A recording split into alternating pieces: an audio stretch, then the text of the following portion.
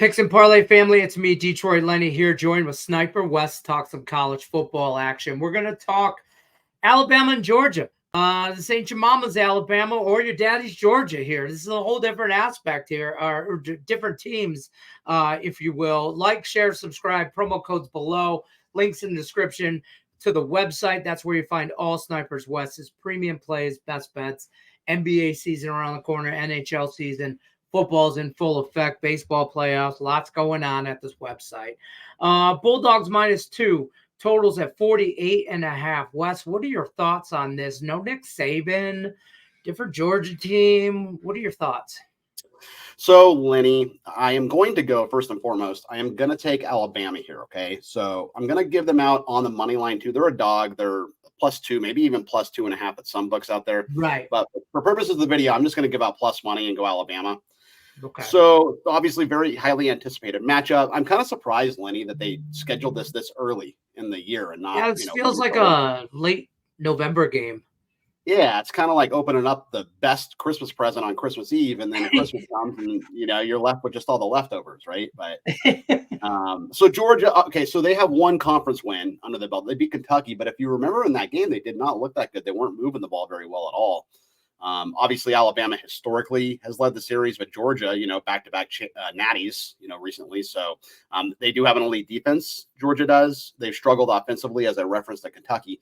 But I think they're really going to focus on the run game here, Lenny. Georgia is. And, they rush for 146 yards a game. They want to get that going to help the passing and the play action. But I just think Bama has a pretty good defense, too. And right. What's very important also is remember, whoever does lose this game, now granted, they're both going to be up, because it's, their biggest rival. But whoever does lose, it's not like all hope is gone for the college football playoff, right? They're both still going to be in the college football playoff. It's just a matter of seeding. So big-time seed implications here. But Carson Beck, he's a decent quarterback. He's a little bit more of a game manager than most thought he would be. There was a lot of hype on him, and he just kind of seems like a Trent Dilfer type of guy or Brad Johnson. Like, don't make any mistakes. Jalen Milroe, he's looked great for Bama. He still has not thrown a pick, 207 QBR. He runs for about 60 a game, too. I think Kalen DeBoer is going to have his guys ready to go here. It's at Alabama. We're getting points. You never get to actually get points with a Tide. Actually, I'm giving out money line here. But, if you want to take the 2 or the 2.5 and put them in your back pocket, that's something you rarely get to do with Alabama. And I am going to roll with the Crimson Tide here. And Kalen DeBoer, I think he has the boys ready.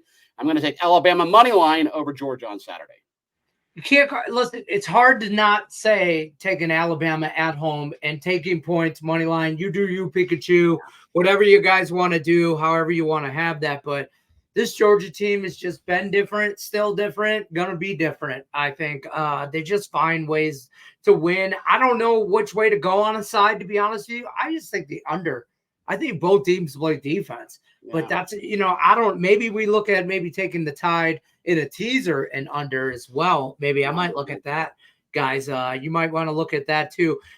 Wes says money line in the Tide. Take the points. Do you whatever you want to do. Alabama on Saturday. Good luck unless you're against us. Take care, folks.